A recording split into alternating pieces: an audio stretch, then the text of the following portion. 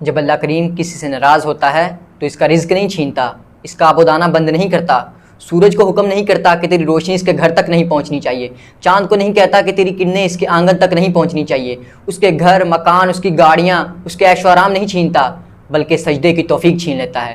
سجدے کی توفیق چھن گئی تو سمجھو اللہ تم سے ناراض ہے۔ کسی نے واصف بن واصف مرحوم سے پوچھا کہ ہمیں کیسے معلوم ہوگا کہ ہماری نماز قبول ہو گئی ہے؟ انہوں نے کہا ایک نماز کے بعد دوسری عطا ہو جائے تو سمجھو پہلی قبول ہو گئی ہے۔ دولت تو اللہ کفار کو بھی دیتا ہے، دولت اسے بھی دیتا ہے جس سے اللہ تعالیٰ راضی ہے، دولت اسے بھی دیتا ہے جس سے اللہ تعالیٰ راضی نہیں ہے، لیکن سجدوں کی توفیق اسے ہی دیتا ہے جس سے اللہ تعالیٰ راضی ہے۔ یعنی نمازوں کا حاصل ہونا یہ اللہ تعالیٰ کی رضا، اس کی خوشنودی کی دلیل ہے، اور سجدوں کی توفیق کا چھن جانا یہ اس کی ناراضگی کی دلیل ہے۔ حضور نبی کریم صلی اللہ علیہ وآلہ وسلم نے فرمایا جو شخص جان بوجھ کر ایک نماز چھوڑتا ہے اس کا نام جہنم کے اس دروازے پر لکھ دیا جاتا ہے جس سے وہ قیامت کے دن داخل ہوگا۔ اور حضور نبی کریم صلی اللہ علیہ وآلہ وسلم نے فرمایا قیامت کے دن سب سے پہلے سوال نماز کے بارے میں کیا جائے گا۔ اگر یہ عمال ٹھیک رہے تو باقی بھی درست رہیں گے، اگر یہ بگڑے تو باقی بھی بگڑ جائیں گے۔ تو ایک بزرگ کو کہیں شیطان نظر آ گئے تو بزرگ نے کہا اے شیطان مجھے کوئی ایسا عمل بتا جس سے میں تیرے جیسا بن جاؤں۔ شیطان نے کہا خوب جھوٹی قسمیں کھایا کر اور نماز میں سستی کیا کر تو میرے جیسا بن جائے گا۔ شیطان نے کہا کہ خوب جھوٹی قسمیں کھایا کر اور نماز میں سستی کیا کر تو میرے جیسا بن جائے گا۔ بزرگ نے جیسے سنا وہ بول اٹھا میں اللہ تعالیٰ سے عہد کرتا ہوں کہ میں آج کے بعد کبھی جھوٹی قسمیں نہیں کھاؤں گا، کبھی نماز میں سستی نہیں کروں گا۔ وہ شیطان بھی بوکھلا اٹھا، اس نے کہا آج میں بھی اللہ سے عہد کرتا ہوں کہ آج کے بعد میں کبھی کسی کو نصیحت نہیں کروں گا۔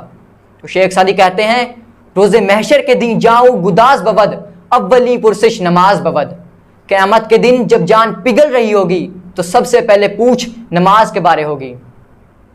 صبح کا وقت ہوتا ہے تو پرندے اللہ تعالیٰ کا ذکر بیان کرتے ہیں، اللہ تعالیٰ کی حمد و ثنا بیان کرتے ہیں، حشرات الارض زمین سے باہر نکلتے ہیں، اپنی اپنی زبان میں اللہ تعالیٰ کی تسبیح بیان کرتے ہیں، اور انسان اشرف المخلوقات خراٹے لے کر سو رہا ہوتا ہے۔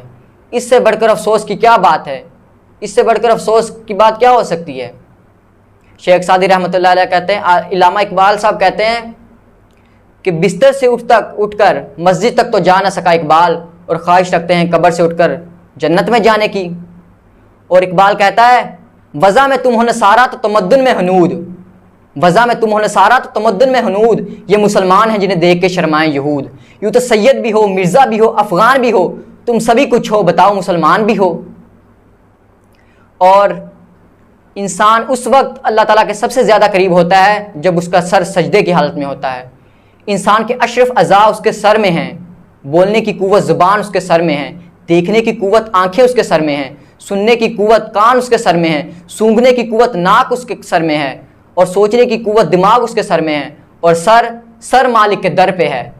ناک بھی رگڑ رہا ہے، پیشانی بھی رگڑ رہا ہے، اور زبان سے کہہ رہا ہے سبحان ربی العظیم، سبحان ربی العظیم، سبحان ربی العظیم۔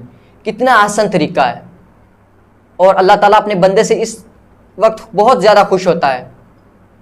اور جو لوگ اپنی بری عادات کو نہیں بدل سکتے، بدلنے کی کوشش کرتے ہیں نہیں بدل پاتے، تو یہ ایک دن میں نہیں ہوگا، 2 دن میں نہیں ہوگا۔